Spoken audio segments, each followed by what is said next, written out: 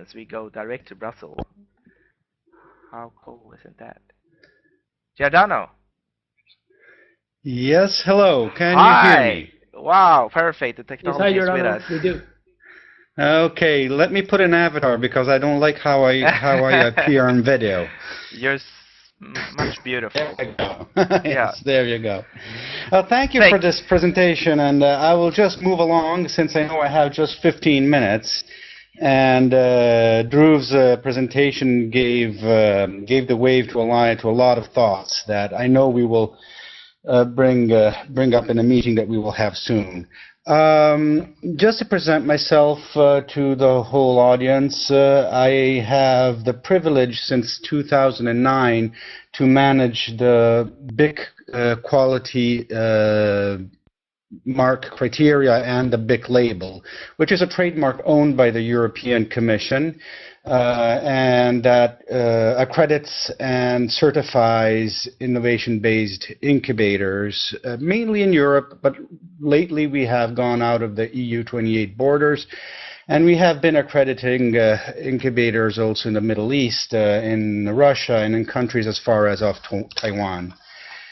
So I'm going to give a special angle since it's 5 years that I manage the system, and I'm going to speak a little bit about the step forward that we all should be making in benchmarking.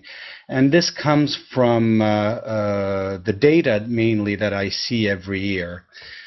So I've called this presentation from quantity to quality, but it's not that I want to get rid of quantity. You need that part. You need the quantitative part, but we tend to be too much relaxed and not to take really into account what is the qualitative impact of business indicators.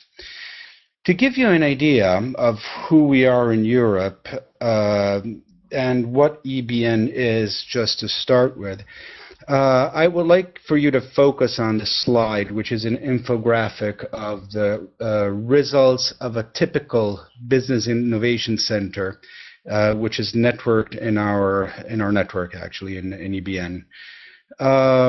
There are various things that can be seen in this picture, but I think some of the most important things are relative to the deal flow, which we will cover later on a little bit, the number of average staff that's inside one of our incubators, and then as we were talking of business model, I would say also the income and, let's say, the expenses, where we can still see that 60% of the income coming to our members is still coming from the public sector. And that, in my view, and I tend to disagree a little bit with what Dhruv has said before, that is due to the fact that incubators do hold a mission of public interest, and the public sector should have a vested interest in their success, and therefore they should also be paying for it. Get myself clear, all the incubators that are in our network are certified against the BIC quality mark criteria. These is a set of criteria which is laid down in a 4-page document that you can download from the EBN website, which go through the overall mission, organization, services, and the quality and the performance and efficiency of an innovation-based incubator. I put my emphasis on innovation because the business innovation centers differ from a general purpose incubator because they tend to select only those entrepreneurs, those companies, and to support those startups which actually are innovative. So whereas all the other companies are it's very good that they aren't there, but they find support someplace else.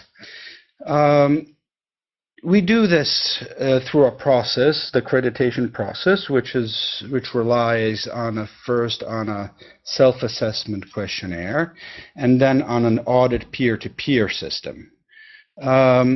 what actually happens is that at the end we own a database, because the self-assessment questionnaire is compiled by every member of our network every year. And we return that information through individual benchmarking reports, network and country observatories, and we do extensive research for third parties where they want to benchmark incubation system towards the ECBIC standards, which are actually the only standards existing at European level which are recognized by the European Commission.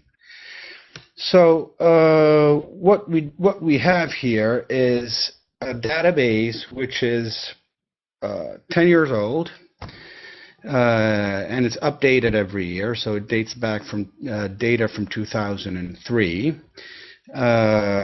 Every year we have 150 business innovation centers participating in the survey, and they respond to a questionnaire of 170 questions. So that makes a very extensive database, which we use for, on one side, to assure compliance to the BIC quality mark criteria, on the other, to promote the whole industry. Of course, a quantitative approach is necessary for many things. You need to profile your incubator. You need to have an impact assessment. You want to know what your value for money is. You probably, especially if you get public funding, you may be held accountable for what you do. It is necessary to have and to go through what we think is maybe a difficult thing to do, but a necessary step, which is the bean counting, which is behind all kinds of initial assessment. So are we satisfied? Well, never. We are never satisfied, and lately we have gone through a path which says that incubators are a little bit more than what data is showing. So let me get a few slides. In the next slide here, you will find, for instance, a typical deal flow of a European Business Innovation Center. Now, there are 263 inquiries, which are simple contacts for enterprise creation, that translate at the end in 28 startups created. This shows that in our network, at least, there is a conversion rate from inquiry to startup of 10%. Which means that these 10% of the companies are actually the ones that have gone through a pre-incubation process and actually have gone all the way through it. So have had a business plan, have a successful, or at least a business model that we hope it's going to work, but at the end of the day, and that are innovative. That means that there is an enormous selection to start with in our incubators.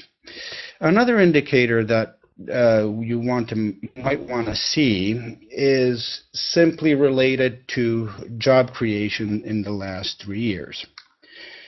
Now, those 28 companies that come out of the deal flow of an incubator generate 57 jobs in the startups, plus business innovation centers that tend to work also with existing small and medium-sized enterprises in the area, generate another 42 jobs in the area. That is 28 companies, 100 jobs per year.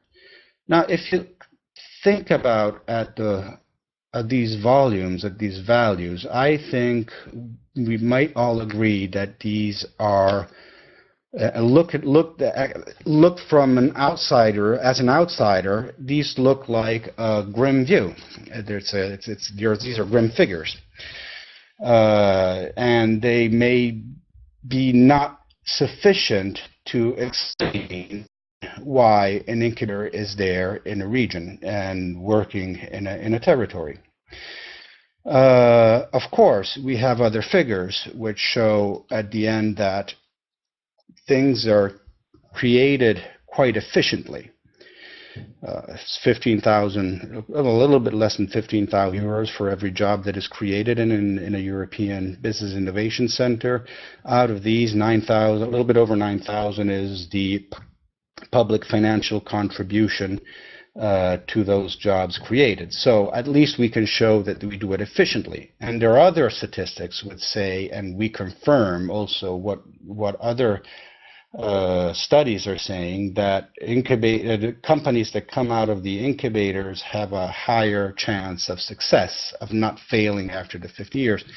In Europe, there is a spread of more or less 35%, where you can see that companies that came out of the incubation process after 5 years, 85% of them are still alive, whereas normally the European Commission counts around 50% as successful companies, or companies that at least are not dead after 5 years of activities. But anyway, given these figures, my personal view is that these are not enough to convince especially politicians and policymakers and decision makers to put more money in incubators in the incubation industry.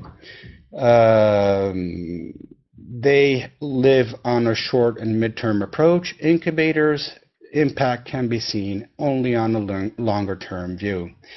Therefore, we have to make sure that another message passes, and that this message is that incubators itself and business innovation centers are process accelerators, network catalyzers, and game-changing innovation labs.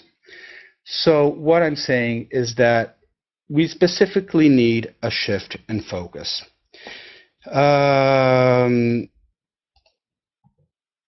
Which means simply that for now, if we take a look at this the system, an incubator itself, which now is represented by the light bulb, has impacts, yes, on the end users, entrepreneurs, startups, SMEs to which it deals, but it has an impact and has to be valued differently on the local ecosystem, which can be comprised and can be composed of region, province, districts in the public sector, or socioeconomic actors such as financial institutions, banks, and the like, association, trade unions, and all the rest. Plus, they have an impact which is almost never. I've never seen let's say a report which tries to understand that part of the incubation activities. It has an impact directly on the life of people. Now, what we do with our metrics now is just we stop here. That's where we stop. Now, that was a little blurry thing, I'm sorry. And some of our incubators try to capture this part here, and we are in the process of setting up a methodology on this here at the European BIC Network. But it's difficult that the impact on the life of people actually is measured. If you think of 28 companies, 28 innovative companies that are coming out of the deal flow, it is correct to, I think it's more correct to pass it as a message to say that there are 28 new innovations out there that will impact the life of the community where the incubator is, the more global life, and since we are all in a globalized world, they will impact the life of people through maybe cheaper products, maybe better lifestyles, maybe better and more tailored products that they may need, more efficient lives. I don't know, there's a lot out there. Just look into the innovations that you're setting up, because that impact is never measured. What we are, last slide I want to show you actually is this one, where at the end of the day, this implies passing from a quantitative approach to a qualitative approach, or not passing from one to another, but adding more the qualitative approach to the quantitative approach, where until now we are all we are all concentrating on. This implies large stakeholder involvement and a continuous impact assessment process that needs to take place at incubator level. And I believe us networks have a mission to support.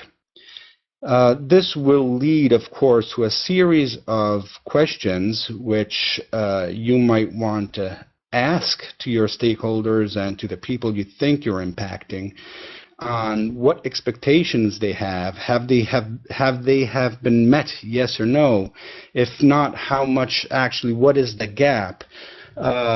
Important, the what if analysis. So what would have happened if the incubator actually was not there? Is it that maybe some kind of funds would have been transferred to other job creation programs that would have created a higher number of jobs or lower number of jobs? Would those innovations been out there anyway? This we don't know. Again, what is the focus on short, mid, long term? Because I repeat, and this is a central part of the analysis that I'm trying to make, that incubators have the impact of an incubator can be measured only in the long term, whereas decision makers and expectations of people are more on the short and mid term. I am done by now. I mean, here are all my contacts. I'm a very accessible person, and I'm ready to answer any question, even via email or through Skype if you want after this webinar is over. Giordano, thank you so much. Really interesting, really great. We will try to summarize all the talks and have the discussion afterwards. Thank you so much, everybody, for taking time this hour. I know it's a lot of questions, and all of the questions we're gonna save them, and we're going to send it to Giordano and also to Jasper and Bridget at the NBIA, and try to answer them and send you an email to all of you. Thank you once again, everyone. I know there was a lot of people from Palestine today, from South America, from Europe and the US, and our friends in Canada as well.